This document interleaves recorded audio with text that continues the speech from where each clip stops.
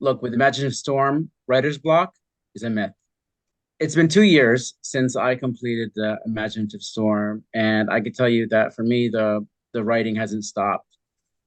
You've woken up again and you're in a different place than you were. It's sort of like an alchemical thing. Something has actually happened in your head and your heart and your body, that is quite remarkable. When I was writing from the Imaginative Storm, it allowed me permission to tap into a youthful imagination that often gets pummeled down as we get older and we go through school.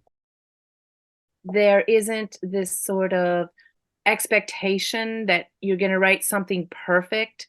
Allows you to be free, to be playful, even write about things that might be a bit dark that you weren't expecting to come out.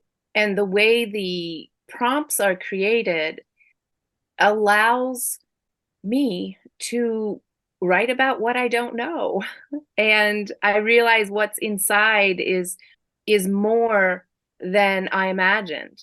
I like it's kind of a zone, a free zone for creativity, where the imagination really kind of pushes aside the ego so that the imagination has free reign. And it allows me to pull a rabbit out of my hat or do a magical thing.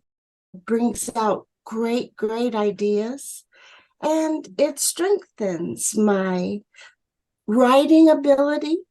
My writing can just be stronger, more direct, and more in tune. And well, I just love it. Being a part of Imaginative Storm has reinforced, not merely taught, reinforced that a lot can be accomplished in 10 minutes.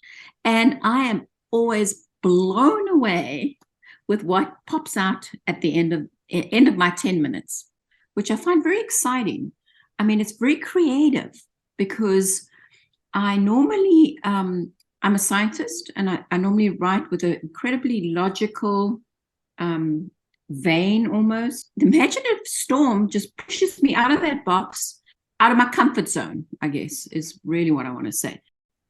Outside of the Imaginative Storm, this process has helped my brain feel more playful overall. So I'm able to just look at the world as more interesting, and therefore the writing that I'm writing is also more interesting. The lesson was talking about that very thing you just mentioned, how this will help us find our authentic voice. We're supposed to write like other people. We're supposed to write like ourselves.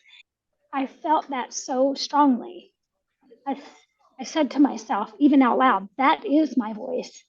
And I realized every single bit of writing that I have done from that book, and with your and Allegra's guidance, has been in my voice. You enter the storm, you go into the unknown, you write into the unknown, as the book's title suggests. How do you go to the eye of the storm? How and why would anyone? I've always seen these people chasing tornadoes, and I always thought they must be out of their minds. Everybody's cars are driving away, and they are driving towards the tornado.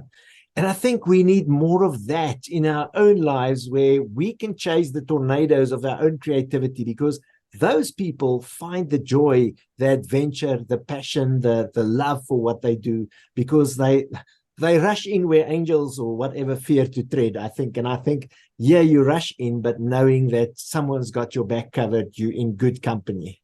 You've also managed to create something that you're not ashamed of. And even though before you read it, you thought you would be. It's fun. It's just flat out fun. And I tell that to everybody, where do you get your inspiration? Simple, Imaginative Storm.